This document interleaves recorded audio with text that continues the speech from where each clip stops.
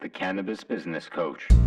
Hi, Mike Z here, author of the Cannabis Business Book, and you're listening to the Cannabis Business Coach podcast, where I chat with and coach the highest performing entrepreneurs in the cannabis industry.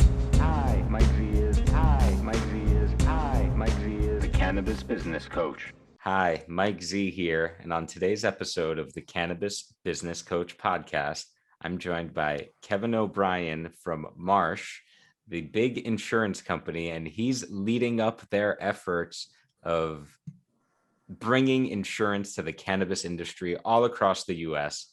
Kevin, I'm excited to chat with you. I know very little about insurance, and so I'm sure I'm going to learn some stuff today. Welcome to the show. And if you don't mind, can you just do a more in-depth intro for the folks watching or listening? Sure. Thanks, Mike. So as you mentioned, I'm with Marsh McLennan, global insurance risk management conglomerate. We've got about 60,000 employees around the world, 110 countries. It's a large organization. And I work out of the Portland, Oregon office as a business development and producer, which is fancy word for a sales guy. But I also have taken on the role of leading the efforts in the cannabis space for Marsh in the U.S. As it's just a hot area with a lot of insurance needs. So I work closely with our Canadian team, who has a fully baked team to help U.S. based companies with their insurance needs. Awesome. So then I'm hearing that the US team might be half baked if the Canadian team is fully baked. You can tell me after the end of the podcast, because it's mostly me. Nice. Well, let me ask you about your background and experience prior to getting into cannabis, because I know you did a bunch of interesting things in the finance world, domestically and abroad. So I'd love to hear a little more about that. Sure. I started my career actually in the insurance business. I was a commercial D&O underwriter, which means directors and officers liability underwriter. Directors and officers liability insurance is insurance policies to cover the personal assets of the executives and board members at a company. So particularly with public companies, if CFOs cooking the books, stock drops, shareholders sue, they name the company, they name the individuals, and there's insurance policies that cover the personal assets of the executives in the case of a claim where the coverage isn't afforded by the company's insurance to the personal assets of the company, or of the individuals. So that's what D&O is. So I started my career in the insurance biz with Gulf Insurance, a smaller company, but Marsh was actually one of my primary brokers. So I've been kind of involved with Marsh for a long time. After that, I left. I went and kind of chased the Wall Street dream for a while, and I started working on the sales desk as a trader and an assistant, and then learned Wall Street, from the trading desk perspective in the midst of the financial crisis, which was a real interesting, learning experience, because it was like every day there was like some kind of new calamity and a lot of clients going out of business, trying to trade out of, terrible positions. It was a learning experience, but I got, the background for what I needed in terms of, being a salesperson, being like a business development representative in that capacity. So I moved on from the traditional kind of broker dealer model to independent companies that were providing research to hedge funds and mutual funds for compensation from their commission pool. So essentially my company, so for about 12 years or so, I was selling data and analytics research to hedge funds and mutual funds, primarily on publicly traded Chinese companies like Alibaba and Baidu and Ctrip and Tencent, all the major China e-commerce and internet companies. So essentially what we would do is we would write programs on these companies' websites and acquire data from multiple different sources, and package it in a way that a hedge fund could use it to, have intelligence ahead of like the publicly reported, metrics. Like, so, a company reports their quarterly earnings, for Q1 in April, right? But, or maybe the end of April, but, the companies that I was working with would have quarterly data before that, public, that public filing of earnings. And it was all kind of legal and above board. It was just because it was independent research. So they would use that to position themselves strategically ahead of the market. So it was like a premium intelligence product for hedge funds and mutual funds who were very serious about the China market. And so I did that for a while with a few different companies, and I moved over to Hong Kong for a year, lived over there, and was traveling in Asia, sometimes 7 or 8 times a year for, about 5 or 6 years. So I was very busy over there for a while, but, started, markets for, a couple different companies over there in Hong Kong. But the business changed a lot in the last few years. So it became, more highly regulated, and the commission pool started to shrink. And as kind of an aging sales guy, I was looking for something a little bit different, something a little bit more stable. And, the old reliable insurance industry, popped back up to me out here in Portland. And, I took the opportunity with Marsh to kind of transition back into the insurance business. And since then, it's been really exciting because generally it can be a little bit of a boring business, but cannabis has made it really exciting for me. So when I started at Marsh, there wasn't really anyone. We had a couple clients, but they were like, they were clients that got into the business after, or, it wasn't like there was anyone driving that part of our business at the organization. So what I did is said, hey, my first client is cannabis. I had to figure out how to make it work, and I was running into a lot of problems. So I was basically problem solving, the cannabis issue internally at Marsh in order to service my clients. So I kind of have mapped out and connected through a lot of people internally, and then now it's just kind of blossomed into something totally different where I've been spending all my time on it.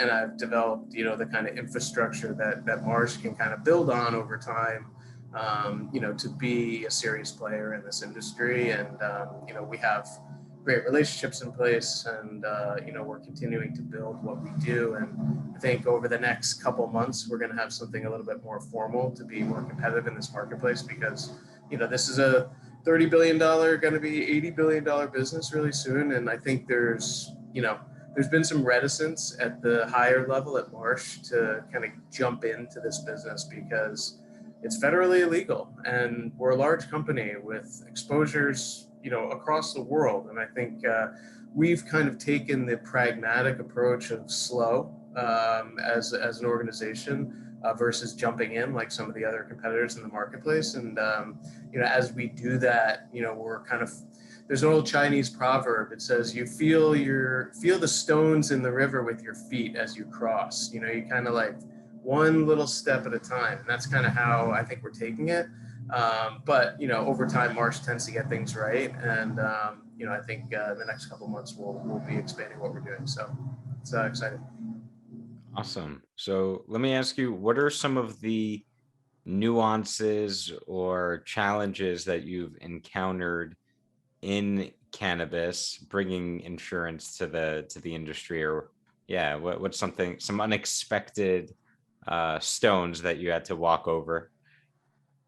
Yeah, I think the biggest impediment in the industry is the lack of capital. And by capital, I mean insurance capital and insurance companies that are providing coverage. So that's referred to as capital. So there's not a lot of money in the cannabis business because insurance companies haven't been able to dedicate the capital to it because of the federal regulation, right? The lack of a federal regulation. So technically it's illegal. It's a Schedule I drug, and insurance companies, in some cases they can't, even if they were to provide the coverage and they got the premium back, the payment from the company, they wouldn't be able to put that in the bank because it's, ill-gotten, ill-gotten, monies. But so there's a lack of insurance capital in the marketplace broadly, which makes it difficult for insurance, or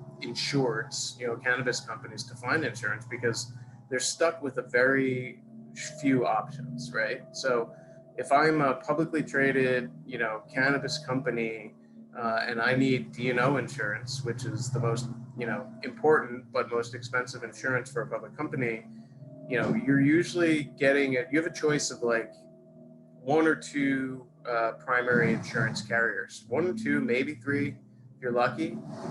Whereas if you were, a coffee company, you would have dozens of options, right?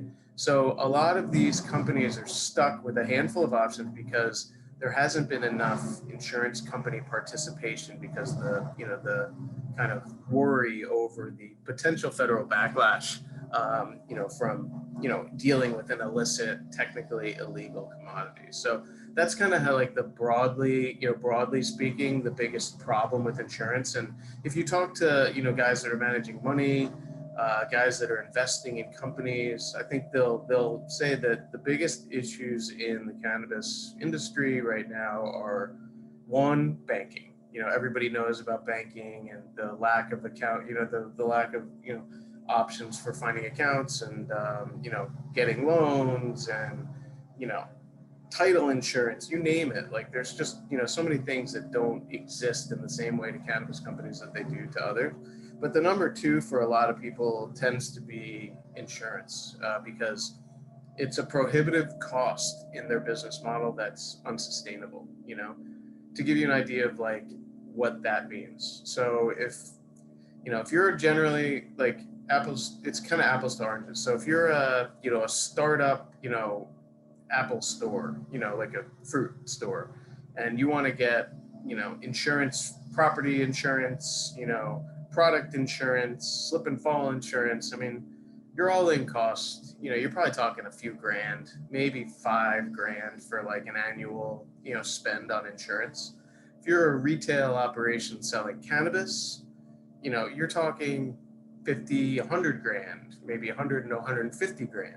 So it's not like $100,000 is a lot of money for a business to spend, but the delta between like normal and what is available it's a pretty wide gap. And you find insurance companies constantly like, yeah, we can't touch it. Anything with cannabis, we can't touch. If it's related to cannabis, we can't touch it.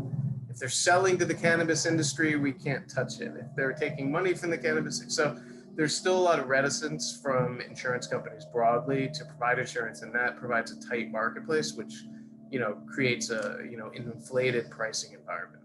Gotcha. Wow, that is quite a wide gap. I'm curious to ask about product liability insurance and crop insurance, because I imagine that's something that comes up often, and I'm curious how that works. Yeah.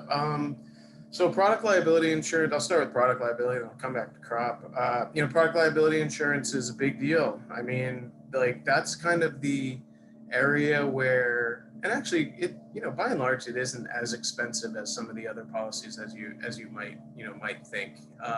They're still able to acquire that for in my opinion, a way too low of a price actually for the amount of risk, because what the product liability is doing is basically, I have a CBD beverage product and I want to insure my company and I'm getting product insurance for this, beverage. You have to provide information on all of like the process and the ingredients, labels for every product that you have on the shelf. A full, there's a 20-page application of insurance information that they have to fill out. So they're getting a full picture of it. But product liability is actually one area where I think it's, it's actually surprisingly available and affordable in the complex. It wouldn't be consistent with what I had said before in terms of the gap. I mean, a small company that's maybe selling, a couple $1 million a year for, of a beverage, might pay 20 grand, 25 grand insurance. It's still a lot. It's still prohibitive for a lot of people, but it's not 125 grand. And I think what what drives this is kind of perception around like claims and what are people suing for? Like, why do I, how much am I going to charge for this? And like, what's my exposure? Like, people will, let me give you an example of like a product liability claim. I take this CBD product, as a supplement every day for 6 months, and I rely on it. It's like a vitamin to me, and then and then I go to get a job interview 6 months later, and I, fail a drug test, and it says I have like THC in my system. Someone could sue them and say, hey, I've been taking this product, and I'm not taking any other THC's product, but there must be THC in this. All of a sudden, there's like batch recall, claim, will, kind of disrupt their process of manufacturing beverages, and it'll create an environment where they have to respond as a company to, what happened there and what the potential. So there is exposure there where someone can make that claim. Another thing is like, an OD, like of some kind, or, ingredients. It's mostly ingredients that aren't supposed to be in the product that end up in the product that have been driving like the kind of claims, recently. But, I think the issue is there's not a lot of history. And that's one of the problems that insurance companies, broadly have had with this industry, is that insurance companies rely on, actuarial models. They're bean counters, and, they're looking at, potential, claim scenarios out multiple years. If we, it's not designed for kind of new and emerging industries.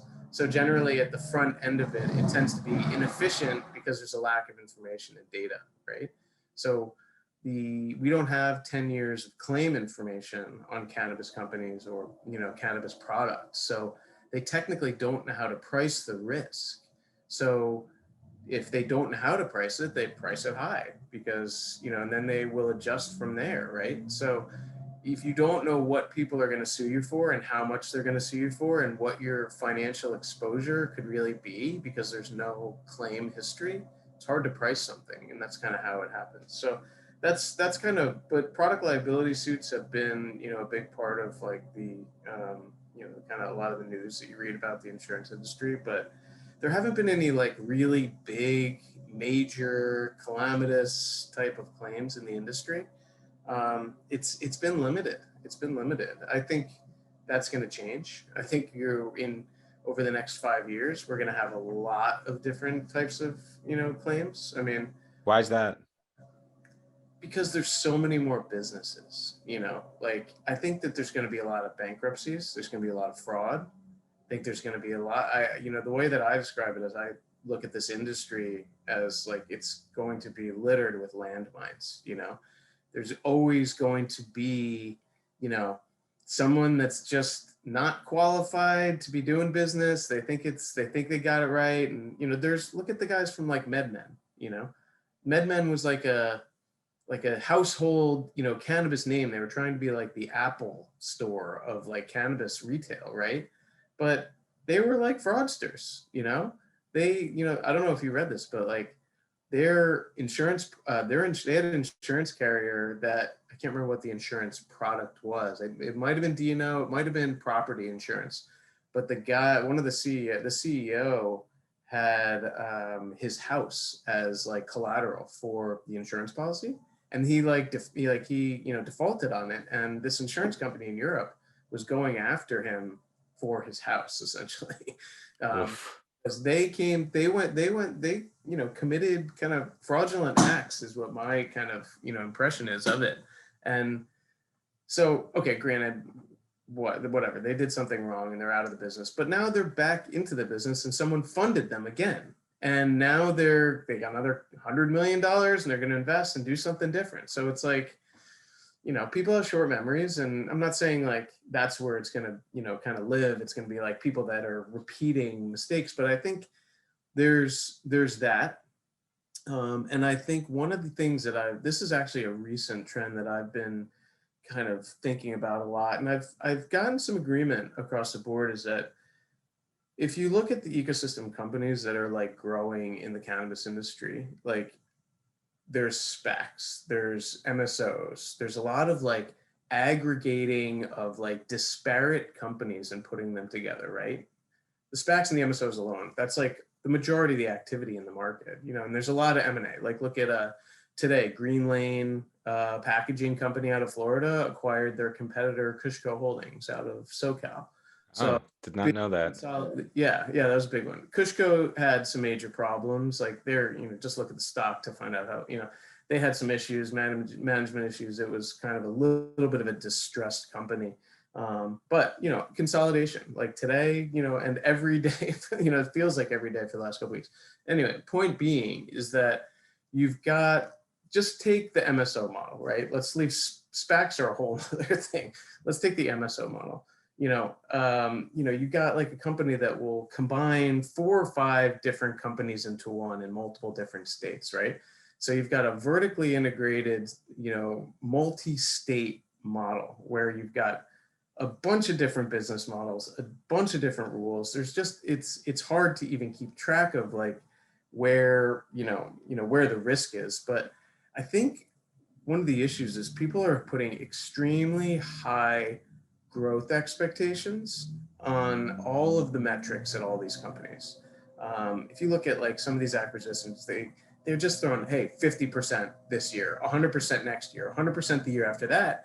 And people just kind of eat up the numbers. Like, oh, of course, it's, you know, if they say it's going to happen, it's going to happen. Cannabis is going through the roof. Like it's going to happen. But I think those expectations are probably way too lofty. And I would say a lot of people would agree with that. And why does that matter? It's because the valuations of these companies. And what's going to happen is you're going to have breakups, you're going to have lack of performance, you're going to have earnings hits, you're going to have debt issues, you're going to have, you know, so there's going to be a litany of like issues that I believe will come to these companies to haunt them for the model. Not to say that the model is bad, but I think the model just carries a lot of risk. So when you're putting disparate parts together and trying to make them work as a, you know, as a cohesive unit, it's difficult. And when you put large expectations in there for the performance of that, like any hiccup, you know, the market will make you pay for it. If you're a public company, you like, you know, if you don't hit those numbers, and if it looks like there's a crack in the levee, they'll make you pay for it. Stock will be down 20% in the blip, right? But I think a lot of these guys don't really care because the owners are like, hey, if it's 100% or if it's 30%, I'm still getting 20 million bucks. Like, I don't care, you know? So I think a lot of them have like made so much money that like, they don't have the same, you know, kind of cost. They don't really care as much. And that's anecdotal. But I've heard that directly from some companies where they like, you know what, they put lofty expectations. They don't hit them, it's fine. They're still going to walk away with their golden parachute, you know? So anyway, I kind of digress a little bit. I didn't touch on crop insurance. I'll touch on that one like very quickly because I don't have a lot of information. It's a very difficult market. It doesn't really exist. From the conversations, there is a way to acquire it, but it's very difficult. I had a friend who I have a friend who owns a farm up in Astor Farms up in Northern California. It's like a, you know, organic, great cannabis farm. And they actually have the coolest cannabis derived product that I've seen is they have a olive oil, cannabis infused olive oil, 8 milligrams per tablespoon. Family, I believe, owns a olive farm nearby, so they make like olive oil. But anyway, this guy from Astor Farms, you know, he's like, if you want to retire as an insurance professional, he's like, I would find a way to do wildfire and crop insurance and open an office up here in North Cal you would never want for money again. So there's an incredible amount of demand for wildfire and crop insurance for companies in this industry.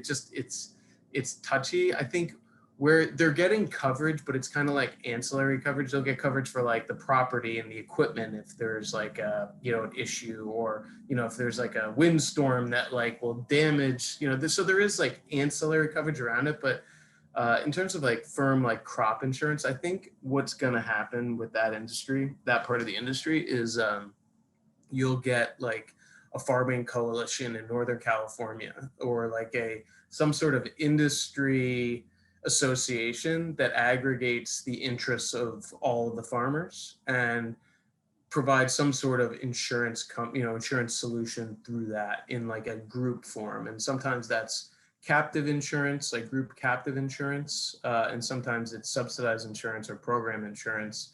But I think that's kind of the route that will go when it develops more fully. Gotcha. All right. Okay. I'm getting my insurance education going right now. Let me ask you, Kevin, what in the industry, insurance or not related at all to insurance, what are you most excited about these days? Most excited in the cannabis space? Besides the performance of my own personal stock portfolio, that which everybody would, what am I most excited about? I would say new products that are kind of different from the existing cannabis products. I think like liquid products, for instance, things that make it easier to kind of ingest, cannabis and kind of treat it like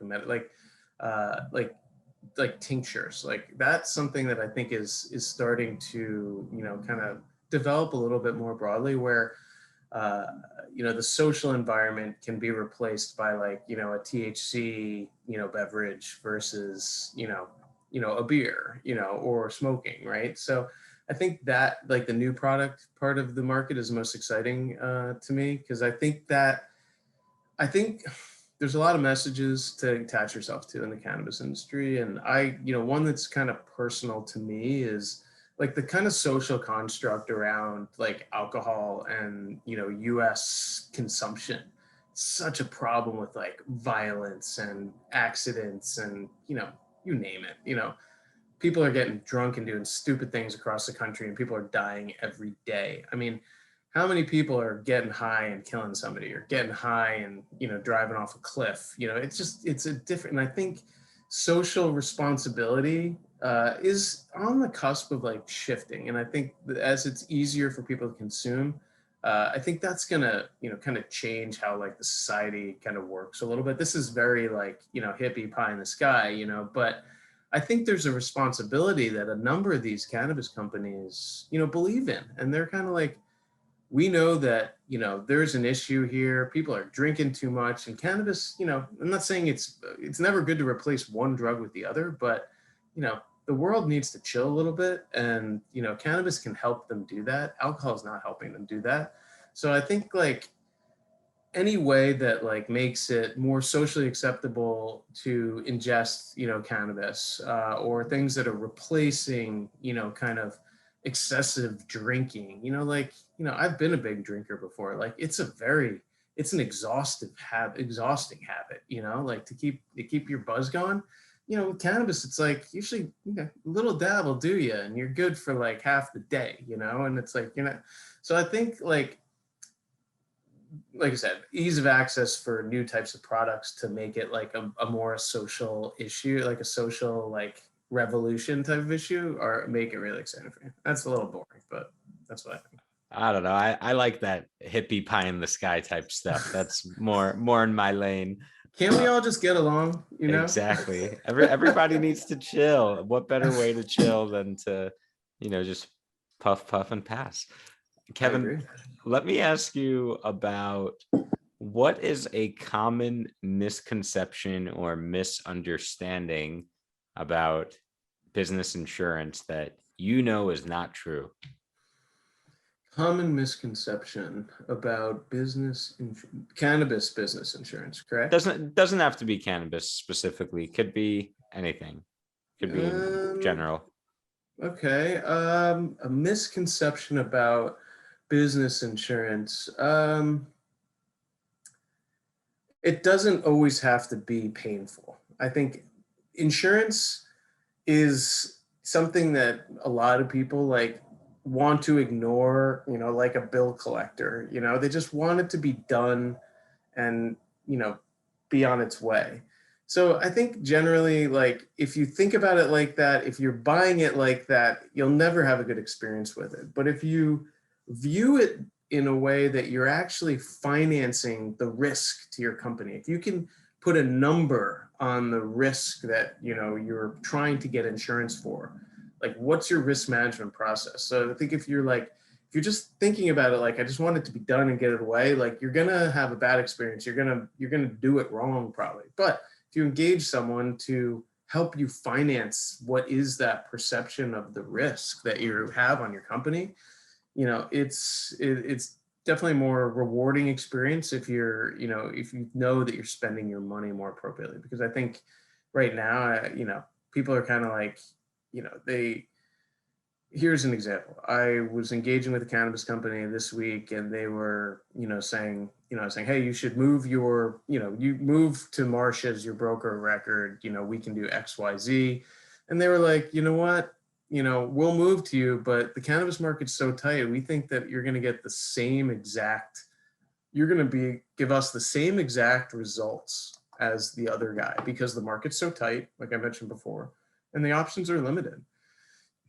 But, I explained to this person, I said, look, I mean, we are doing things differently. We're thinking, abstractly. We are accessing Bermuda. We're accessing London. We're writing, captive insurance policies. We're thinking differently about it. We're trying to, if you try to put it into a box, it's going to be what it's going to be. But if you try to think like abstractly and kind of thoughtful about like the risk and how you can actually, better your company through, thinking about broader options, and then, yeah, you can have a better experience. So, that's just kind of like one of the things that we do kind of good is exhaustively, explore every potential option for a company. And I think that lends really well to the insurance space, because like I said at the beginning, like it's always kind of it's not a fun thing. It's kind of a boring, bad experience. But I think like if you embrace it and know what you're paying for, instead of just saying, just go do it, make it go away, as a business owner, as someone who's paying, writing the check for the premium, you'll feel better about it if you're connected to it and understand it, versus just letting someone else do it and hopefully it goes away. So. Right. So I'm hearing, as a business owner, when you have ownership in the process and actually are involved and know what it is you're signing up for, it feels a little better making that payment, as opposed to, that bill collector chasing you down and another liability. So Another liability. Good use of the word. I'll be here all week. Thanks, folks. Kevin, I want to ask you last question, and then we'll shift into some coaching, which is, what advice do you have for entrepreneurs or investors that are looking to get into the cannabis space? I mean, I guess for investors, I would, like the Warren Buffett model, understand the company.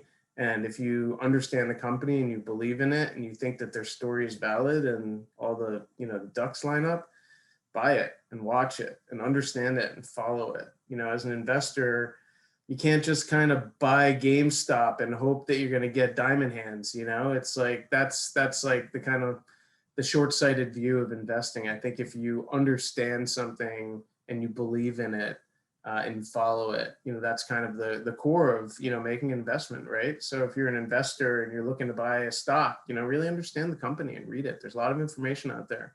And there are ways to kind of win. And I think with cannabis, like you can kind of take a shotgun approach right now and buy a lot of the different companies, because most of them are undervalued and going to grow over time. So I think, kind of buying broadly and then, looking at specific stories to understand, to like kind of overweight the positions that you like. So if you're an investor looking to buy stocks, that's how I would look at it.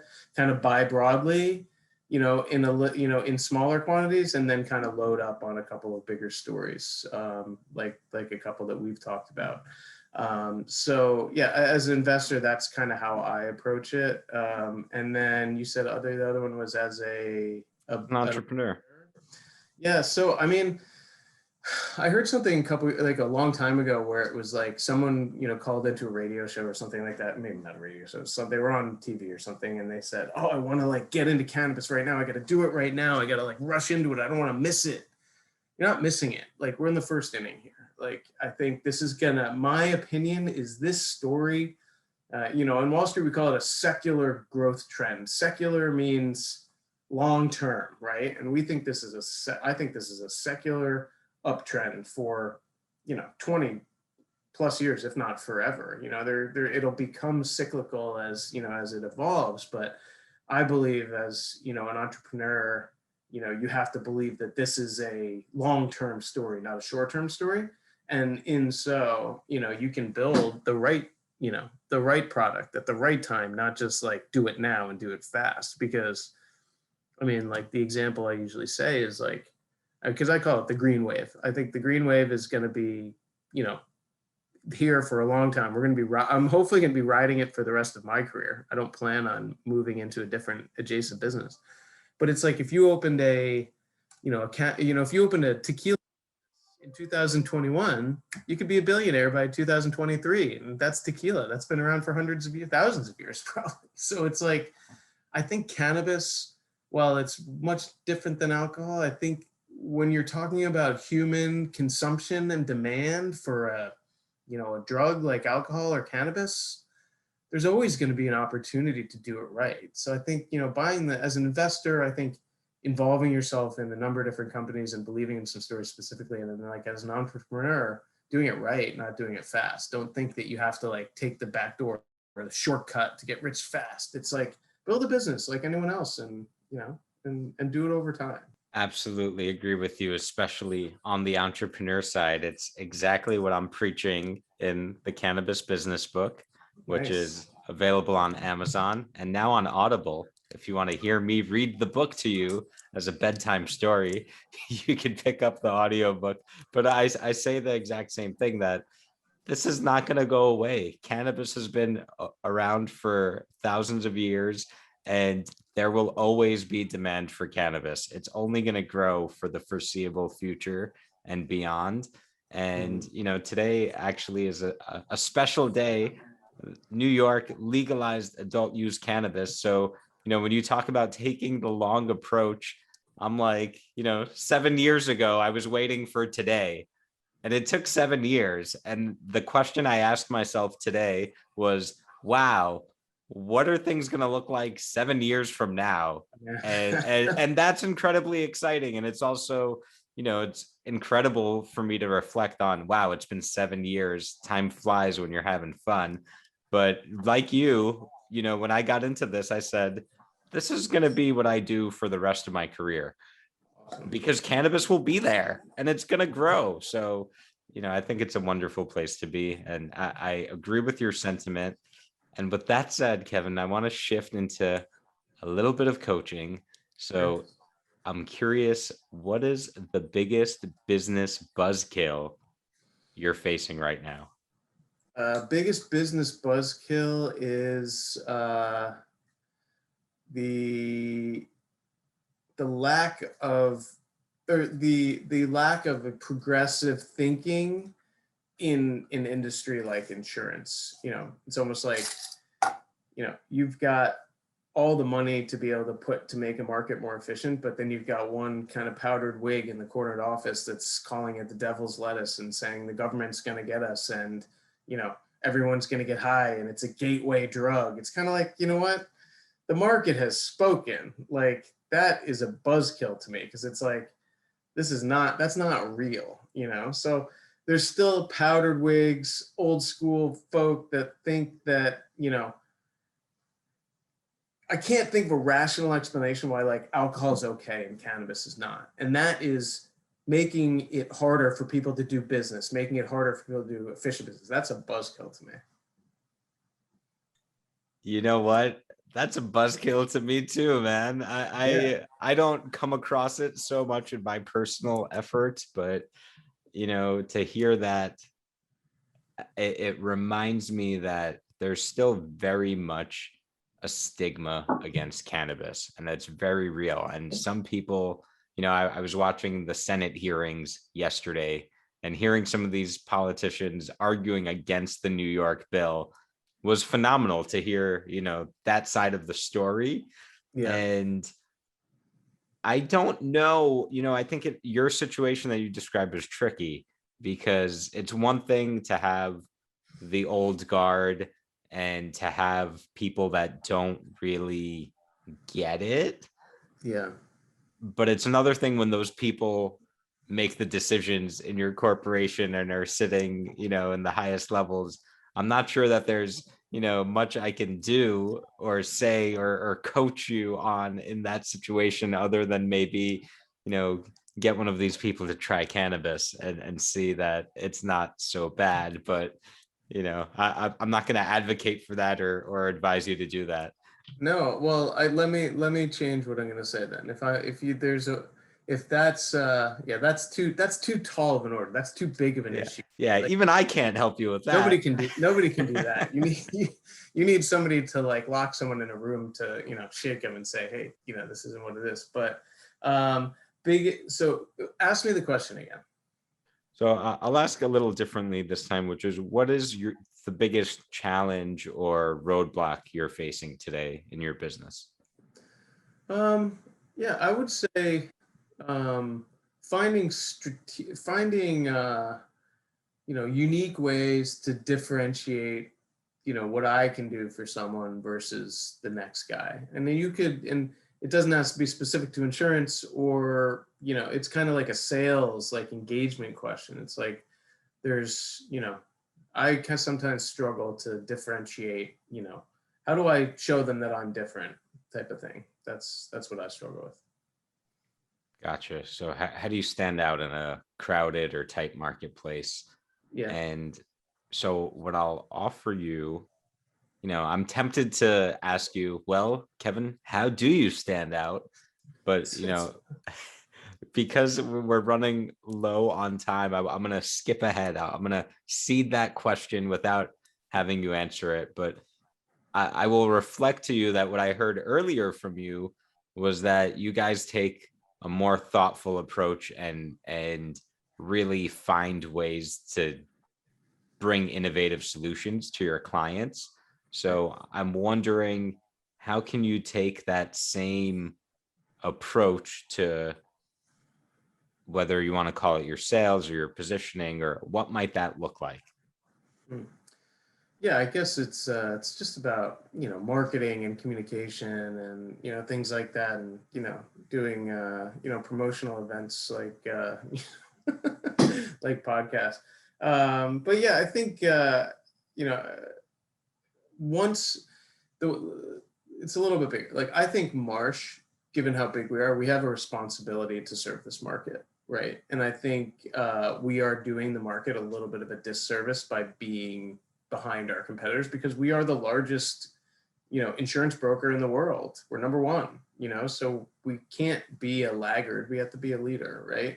So I think we have a responsibility to be progressive and to be supportive and to be a part of the marketplace, right? So I think, organizationally, we're getting there. It's taking time. Like I said, there's a lot. It's difficult, but over time, I think we'll be able to get it right. But I do think that there is like a responsibility on behalf of those in power to act, in accordance with what the market is dictating. This is a free economy here, and if you look at the insurance business and we have legally speaking, we have I guess you could call it an environment of de facto legalization right now. You've got state by state by state by state. There's so much exposure to the industry. If it were to be, targeted by the government, or if they tried to break certain, walls down that have been put up, it's not too big to fail, but it's in that category. The impact would be too calamitous, and the reasoning for, so I think even though we don't have federal legalization, we have a kind of we're in like a phase of like de facto legalization where the government will not do the things that everyone is worried about them doing. They're going to deschedule. They're going to put in the Cole memorandum. Like all these things are actually happening. And I think until it's official, people aren't really going to be able to act. But I think, I think we're getting close to that. And I think it's an interesting point about the too big to fail, where maybe we're not quite there yet, but I think it's only, give it another couple of years and it will be, especially as, New York is now going to come online. And in my judgment, that's like one of the last big dominoes. Now we just need Texas, and then it's like, all right, come on, federal government. And then, what I've seen a lot of lately is the international industry is really developing quickly. And I think that's, especially for a Marsh, that's the big opportunity. Is this isn't just the US. Give it a few years, 5-10 years from now, this is going to be global, too big to fail, huge interconnected industry. So, there's even talk of China being like, a CBD growing market. Imagine if that, happened. I talked to a guy that's kind of supportive and participating in that. I don't see it, but like I think Eastern Europe and Jamaica are more likely to be like robust export markets. But yeah, I mean, I talked to a couple of guys in the VC area in Europe. That is that's a sleeping giant there too. I think we are going to see a lot of similarities over in Europe, to what's happening in the U.S. right now. Is they kind of break it open. Got it. So maybe the best thing for you is to just keep riding that wave right now and just be patient, because hey, it took me 7 years for New York to finally come around. But I know you were the first person I thought of when I saw that. Neil, one of my attorney buddies, he sent me, he's like, oh, just passed in the, and I was like, oh, that's fantastic. And I thought of Mike, and I'm like, oh, we're getting on tomorrow. I was like, it's perfect timing. That's like such a big moment, because I think New York is like, even though it technically doesn't make a difference nationally, it does. I think it's like it's a moral victory. It's like the direction of the world, the direction of the country, generally follows the heartbeat, right? New York is the heartbeat. It's the center of the universe, and definitely the United States. So hopefully they keep getting it right, and others follow. But yeah, I mean, I've talked to a bunch of people that think like, oh, once New York goes, I think we're past that. Once New York goes, I'm like, it's great that New York's gone, but we're past that. It's like, finally now New York is gone. I agree with you. I'm like, finally we caught up with the program. And I think there is truth to, there's still, it's amazing. I'm constantly reminded that there's still so many people who have been afraid and on the sidelines and still view this as like, I don't want to say niche, but more like I don't know what the right word is, but fringe. There you go, fringe industry, and they're like, oh, well, this isn't like a real thing.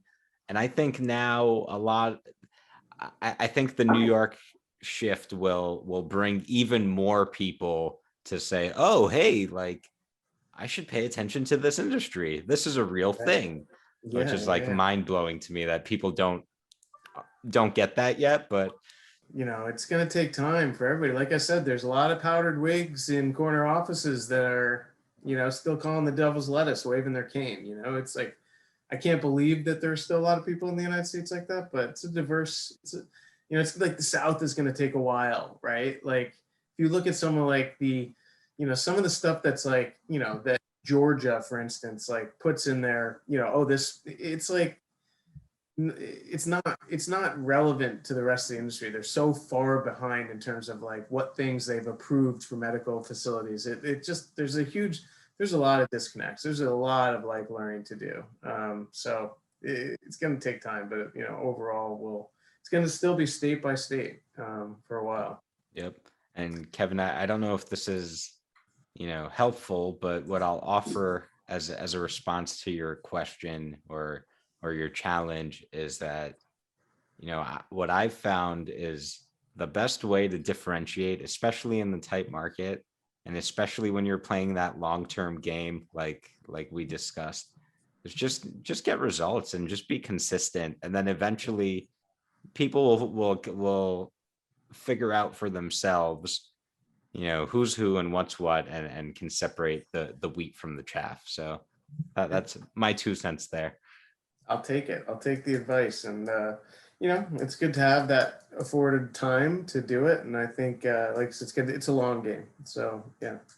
Awesome. Well, Kevin, thank you so much for taking the time to join me on the show and chat with me about the wonderful world of cannabis insurance. Yeah. And yeah, man. Watch for the Claim Act, the CLAIM. It's part of the Safe Banking Act. That's the one thing we didn't cover. That's what's going to open up insurance. Claim Act is like for insurance what the same Safe Banking Act is for insurance. That's what we need for it to pass. So nice. What do you think is the timing on that? Do we see hopefully that this year? Whenever they say like summerish, within the next few months, 3 or 4, ideally. I'm still thinking sometime in 2021, but I think over the summer it has to just get. It's out there, but it just has to get voted on. Awesome. All right. Well, you heard it here, folks. Watch out for the Claim Act. It's not just about the safe banking. We need those good claims coming in too. Hi, Mike Z is. Hi, Mike Z is. Hi, Mike Z is the cannabis business coach. Hi, Mike Z is. Hi, Mike Z is. Hi, Mike Z is the cannabis business coach.